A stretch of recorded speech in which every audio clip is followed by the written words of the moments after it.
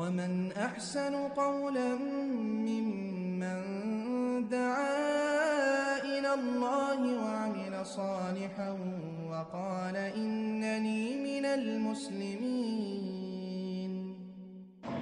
ওয়ালাইকুম আসসালাম রহমতুল্লাহ।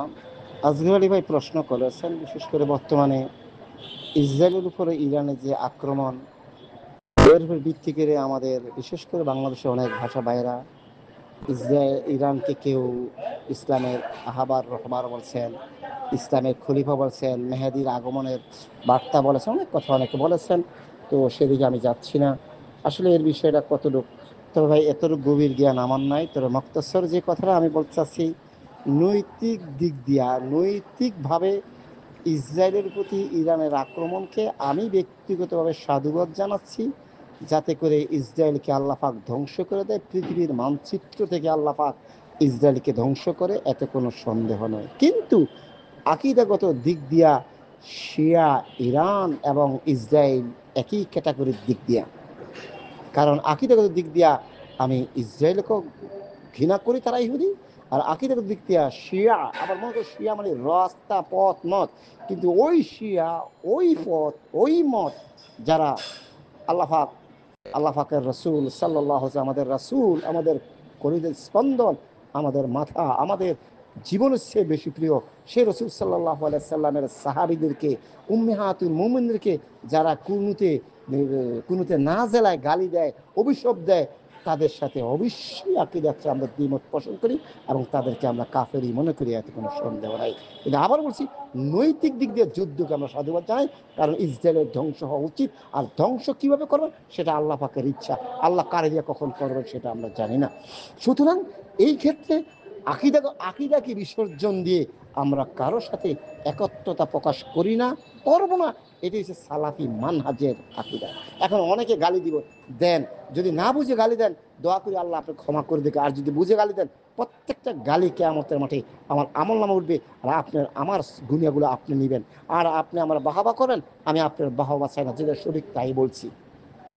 যেই এরপর আয়াতুল্লাহ খমেনির বক্তব্য, সমকাল পত্রিকার রিপোর্টে আসছেন, উনি যুদ্ধ শুরু করছেন মর্যাদাবান হায়দারের নামে, নাউজুবিল্লাহ মিন জালিক। শুরু করছে কুপুরি দিয়া। তাহলে সে কিভাবে মুসলমানের ভ্রাতৃত্ব, মুসলমানের অস্তিত্ব টিকিয়ে রাখার জন্য সে যুদ্ধ করে? কখনো হতে পারে না সে মুসলমানের অস্তিত্ব টিকিয়ে রাখার জন্য যুদ্ধ করে না। প্রশ্ন আপনার কাছে, এই ফিলিস্তিনের উপর নির্মম জুলুম, অত্যাচার, নিপীড়ন, বিশ্বাসঘাতকতা, মানে নিমক খারামি কি আজকের থেকে শুরু হয়েছে? এক সপ্তাহ আগে, এক মাস আগে, এক বছর আগে শুরু হয়েছে?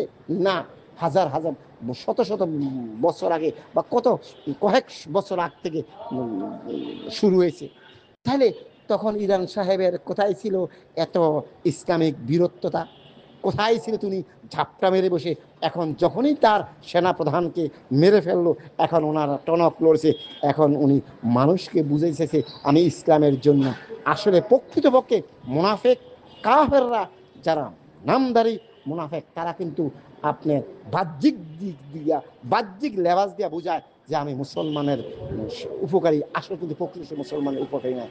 আপনার জানা আছে সূরা মুনাফিকের তালা বলছে, লাইন রাজানা ইলাল মাদিনাতি লাইখরিজান্না আযযু মিনহাল আযাল।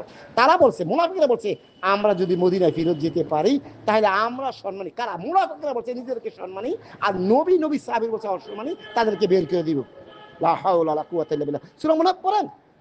তো সুতরাং আবারও বলছি, নৈতিক দিক দিয়া ইসরায়েলের আক্রমণটা যথাযথ, এটা আমি সাপোর্ট করি। কিন্তু আকিদাগত দিক দিয়া যেই শিয়ারা, যে নবীর সাহাবী আবু বকর, ওমর, ওসমান, উম্মাহাতুল মুমিনিন আয়েশা সিদ্দিকা রাদিয়াল্লাহু তাআলা আনহুমা দিকে গালি দেয়, তারা মুসলমান না, আর তাদের সাথে আকিদাগত এক নয়। কিন্তু আমার আবারও প্রশ্ন, এত বছর ধরে ইসরায়েলরা এই ফিলিস্তিনের উপর অত্যাচার করছে, তখন তো একটা বোমা ফালেন না, কিন্তু এখন তাদের সেনাপ্রধানকে আক্রমণ করার পরে এখন উনি মরিয়া হয়ে উঠছেন।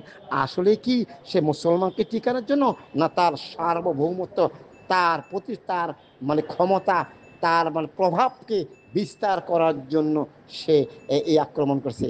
আমরা দোয়া করি আল্লাহ যদি সঠিক ফয়সালা করেন। মনে রাখবেন, খুশি হয়েন না, এই ইরান যদি টিকে যায়, ইরান কিন্তু পরবর্তী আক্রমণ করবে সৌদি আরবের প্রতি। তারা বলছে যে সৌদি আরব আমরা আক্রমণ করলে প্রথম টার্গেট থাকবে মক্কা শরীফ দখল করা, দ্বিতীয় টার্গেট হচ্ছে মদিনা দখল করে নবী মুহাম্মদ সাল্লাল্লাহু আলাইহি সাল্লামের স্ত্রী আমাদের মা উম্মাহাতুল মুমিনের কবর খনন করে জিনার হদ আদায় করবে, নাউযুবিল্লাহি মিন যালিক। এবং ওমর ইবনে খাত্তাব, আবু বকর সিদ্দিককে রাসূল সাল্লাল্লাহু আলাইহি ওয়াসাল্লাম কবর পাশের থেকে উঠিয়ে তারা সরিয়ে নিবে, নাউযুবিল্লাহ। আল্লাহ আমাদের এই কাফেরদের হাত থেকে আমাদের তুমি হেফাজত করো। সুতরাং আবার বলছি, ইমানকে বিসর্জন দিয়ে আমরা কারোর সাথে আপোষ করতে রাজি না। ইনশাআল্লাহ এর নাম হচ্ছে আহলুল হাদিস, এর নাম হচ্ছে সালাফি। একটা আহলুল হাদিস, প্রকৃত আহলুল হাদিস, প্রকৃত সালাফি জীবনকে উৎসর্গ করতে পারে, কিন্তু আকীদা বিসর্জনকে বিসর্জন দিতে পারে না। আবারও বলছি, অপ্রয়োজনীয়ভাবে না বুঝে ভাষা বাহুকে কাউকে আল্লাহর ওলি, কেউ কাফের এই কথা বলার কোনো সুযোগ নাই। আমি সকলের প্রতি বিনীত অনুরোধ করছি, বোঝার চেষ্টা করুন, গালি দিয়েন না।